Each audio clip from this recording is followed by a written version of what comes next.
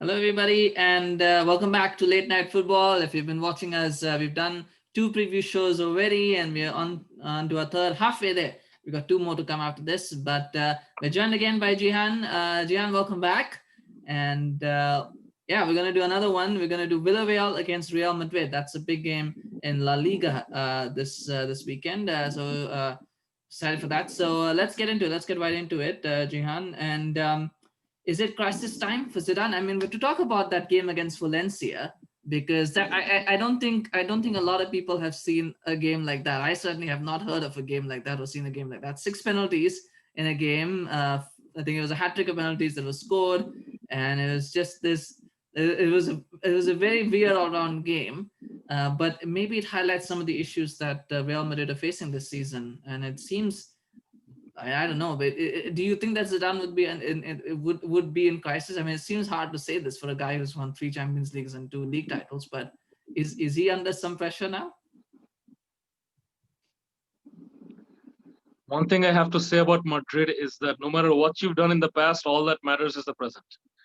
Ancelotti was sacked this season right after he won the cup double, right? No, Yeah, yeah, right after he won the cup double. yeah, yes. Champions League and the Copa Yeah, it del was Champions League and the Copa del Rey. Copa del Rey, yeah, cup So double, yeah. Zidane could win everything. I mean, the last time, right after he won his third trophy, I think Perez was saying that Zidane can stay here forever. But well, when push comes to shove, I mean, he sold Ronaldo. So um, Zidane will be looked at as any other manager. Obviously, the three Champions League trophies and his being a legend at the club does give him some sort of an advantage. But Madrid are fourth right now, right? Yeah, Yeah, they're fourth fourth. right now. Mm-hmm. So exactly 2 points and two positions behind Villarreal. So I don't think they're in complete turmoil, and we're just in game week 9. So let's just give him time. And let's be honest, Real Sociedad leads the table right now. I don't see them at the top of the table for that long. And their closest rivals, obviously Barcelona, are eighth right now. So I think Well, Zidane isn't in that hot of waters yet. I mean, yeah, in well, La Liga, Barcelona it's have easy. played two games less, if I'm not mistaken. 2 games left. Yeah, Yeah. yeah. But in La Liga, it's easy when you're either Real Madrid or Barcelona. You only have one competitor. I mean, in the Premier League, you have all of these teams that you have to look up to. But here, you're better than the other, you're good to go. Yeah. Nothing more. Yeah, so. Yeah, well, there is Atletico Madrid as well. But it is interesting when you talk about lack of challenges and we talk about the issues that Barcelona are facing, the issues that Atletico are not facing because Suarez is out as well for this game. Um, would it be a minor? Well, would it be a disappointment to if Real Madrid don't win the league this season? Because it seems like it's there for them to win it. It's there for the taking, and they should be much better off than they are. So would there be some pressure if they don't win the league this year? I know there's a pressure every season that they don't win the league, but in particular this season, considering what the level of their opposition is, would that be sort of a mark against Zidane if he doesn't win the league this season? No, of course, of course. But first and foremost, I do not want to rule out Atletico Mm-hmm. because Suarez has been a fantastic addition. He is the second top scorer in La Liga, ahead because of his assists. And we're going to see more of that. He might end up top scorer. I don't know. Mm-hmm. So Suarez is obviously adding to the firepower, and Atletico is obviously a serious contender. But yes, this is the year that Zidane has to win the La Liga. I mean, he's already the defending champion, but he should pick up the trophy this year. Yeah. If he Yeah, doesn't, it especially could because look of bad. their. Sorry. No, yeah, no, sorry, I thought you were done, but yeah, carry on, please. I saw. Oh, no, it could look bad, but then again, you remember his second season in his first spell, he was doing pretty bad in the league, but then he won the Champions League at the end. So Well, yeah, in the second season, he also won the league as well, the league and the Champions League. So he won both. Although I that was mixed his it with the second third full season. My bad. season. I Mixed it guess with the that you're third talking season. about, yeah. It's a bit, yeah. He had like 2.5 seasons, right? So maybe second full season. Yeah, that's Um, what 2.5 years and three Champions Leagues. yeah. It is interesting. I mean, I don't know if they can win the Champions League this year. It just feels like there's something missing there. But we'll focus on this game. And another player that another person, a player, if you want to talk about, who's had an issue is Raphael Varane.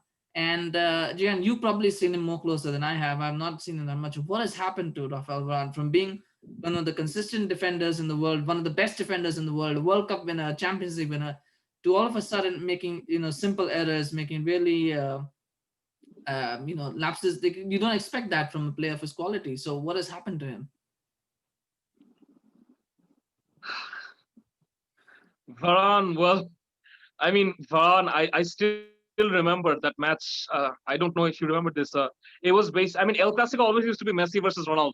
But there was this one El Clasico. This was in the Mourinho era. It was PK versus Varane. Uh, if you don't, I think you remember this moment. Fabregas was completely on goal. There was nobody around, and I don't know where Varane came from. He made such an inch perfect tackle with his toe, and just for an inch, it wasn't a penalty, and he got it spot on. I mean that match. I mean, he was what 18 back then, I think. Yeah, Yeah, 18, 19. Yeah, something like that. 18, 19. 19. I mean, he was a teenager, and he was the man of the match in an El Clasico as the center back.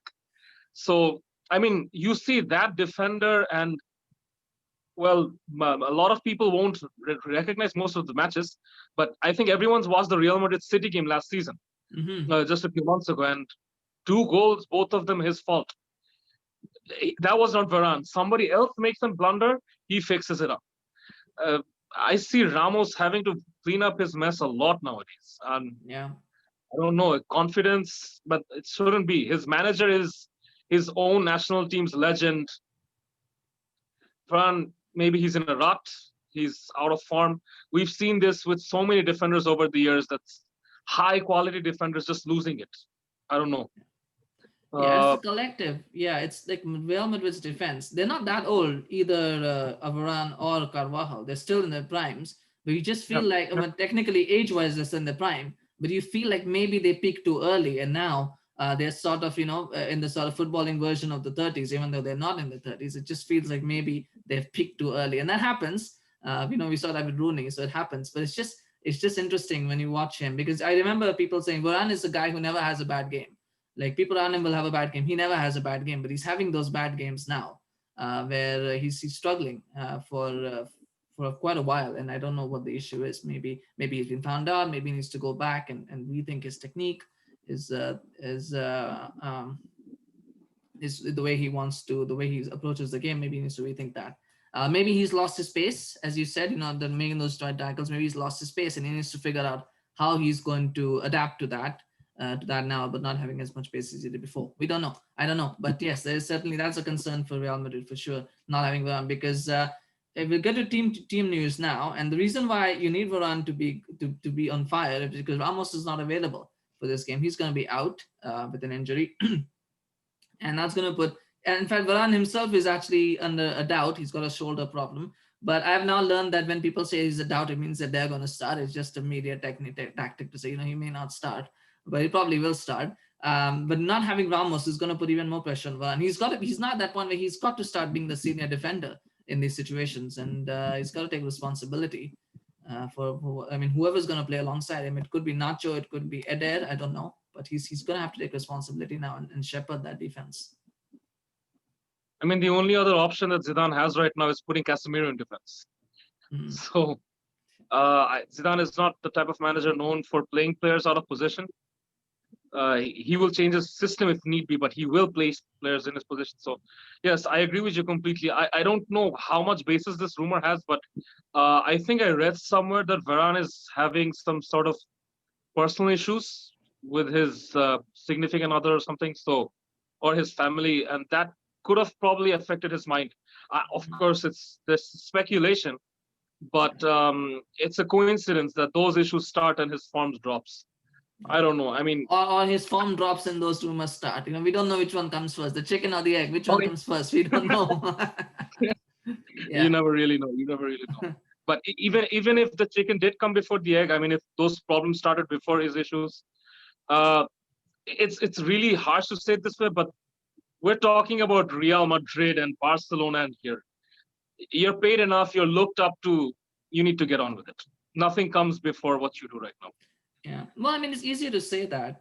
We do see it with Harry Yeah. Maguire as well, who's having the same issues with adapting. Jesse Lingard had it as well. It's a little bit difficult for footballers even to separate. But then it's up to the player and the manager to decide what the best course of action is, whether that means taking the player out of the team or whether the manager's got to, basically try to coach him or tell him, what, you got to put that aside for 90 minutes. We need you at your best. But there's got to be something. Yeah. I mean, it's it's hard to say to players to get on with it, but yeah, he needs to figure out what he wants to do. Or he's I mean the sad part for Madrid is that the players that are supposed to step up, the likes of Nacho, the likes of Eder, probably aren't good enough to replace Varane and Ramos themselves. So there is an issue there as well. So and defense was, as you know, was the reason why they won the title last season, because they had a very very strong solid defense. So if they have cracks in there, that's gonna cause them problems.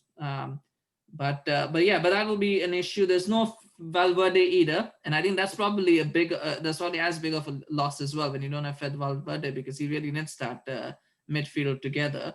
But they will have Casemiro back. He will be available, and as will of course Modric, Kroos will be there as well. So that's probably going to be Casemiro, Kroos, and Modric will probably be the midfield starting midfield again for that one. Benzema will be back as well. Hazard is back, as is Odegaard. Now with Eden Hazard returning, Zeehan, do you disrupt that front three? Do you take out one of Vinicius or Asensio and bring Hazard in, or do you start Hazard on the bench? I know I'm not pronouncing it right. I know it's called Hazard, but yeah, Hazard. Yeah. Whichever way name is pronounced, uh, I don't start Hazard because he just came back, and Villarreal, people might have forgotten them, but the Yellow Submarines are on red hot form. I Yeah. just saw their form sheet a while ago. They have 5 wins and 2 draws in the last 7 games. Mm-hmm. They're That doing is they're doing very well. astounding. Yeah. That's astounding. They lost the game 4-0 to Barca, and ever since then they haven't lost a single game. They're winning and drawing left and right. They're accumulating points a lot. So Villarreal need to be taken seriously. The game is away to Madrid, right? It's It's at Villarreal's Villarreal home at stadium. home. It's at the Yeah, it's at Villarreal at home. the yeah. So this is going to be a challenge for them. Hazard, it pains me to say this as a Chelsea fan. I'm sorry.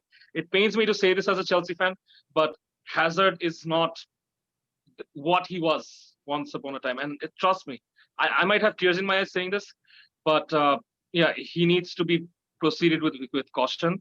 I start him on the bench, go with Asensio. When the game is a bit more in control, put Hazard on, let him run at the tired defenses, let him dribble past, let him win you the match. Don't start him right now. No, Yeah, not yeah, right now. He because needs to slowly get in back into this team. yeah, that's true. Yeah, you want to put him up against tired defenses, because if you start him, then he's going to be tired within 5 minutes. It's fitness levels these days. I'm just kidding. I'm just joking. I've heard about his fitness. We all heard about his fitness issues. And so, yeah, again, one of those players who's not old in footballing terms, but seems like he has passed his peak as well. I don't know what's happened to him as well. You just never know with He all. should come back. We will take him back with open arms. We'll take him back with Okay. open. But does he have a place in modern Chelsea? I don't know if he has a place as a starting spot in the modern Chelsea. Maybe as a bench player, he might be useful. I don't think he'd be a starter in this Chelsea team. I honestly don't. But anyway, this is not a Chelsea trade. But yeah, I mean, I feel like Chelsea have passed him by. Like I think the Chelsea of today don't really have a use for Hazard as a starting 11 player. He's probably a good option on the bench, but he probably isn't a starting 11 player in today's Chelsea. But again, that's just my opinion, and that's the way I see it. But I'm sorry if I could just contribute to that. Mhm. It completely depends on, are you talking about the current day Hazard or the Chelsea Hazard? Or the present day Hazard, right? Not the. Then bench, yeah, then bench. But if you're talking about the Chelsea Hazard, then I'm sorry, but except Kevin De Bruyne, there isn't a player in the Premier League I'll compare to. Well, I mean, I get that. I mean, but that was Hazard at that time. Like when you're saying you want him back, is he going to get back to that level? We just don't know. Right, so I'm talking today. The modern day Chelsea, I think, doesn't need present day Chelsea doesn't need present day Hazard, Yeah, basically, yeah, unless I you agree. want him as a bench option. But maybe he'll surprise us all. Maybe he'll go on a big run this season and score loads of goals after he comes back from this latest injury, and we'll see what happens. But Gian, who do you think is going to be your key player for Real Madrid in this one? For Madrid, Hmm. Benzema, top scorer, top assister for the same team. Benzema, he Yeah, grabs the goal too. Yeah, that's interesting as well with Benzema. It just feels that without Benzema, Real Madrid are very blunt in attack. I even don't even know what other strikers they have outside of Benzema who can score goals. They just feel they're so over reliant on Benzema at the moment to score goals. And maybe it's by design, maybe it's by coincidence, but they need him to fire almost every game if they want to win matches. It's really surprising and interesting. A bit interesting to see how Zidane has operated with him because he's gotten rid of Bale, he's gotten rid of Ronaldo. Well, he didn't get rid of Ronaldo, but Ronaldo's gone. They haven't replaced those goals from those guys yet. No, Benzema was, and I'm gonna say this. I've been saying this for years now. Benzema is probably one of Real Madrid's most crucial players. I Mm-hmm. mean, we've seen Real Madrid play for so many years. Ronaldo was that left winger that would drift inside, and Benzema would have to sacrifice himself by moving exactly where Ronaldo is.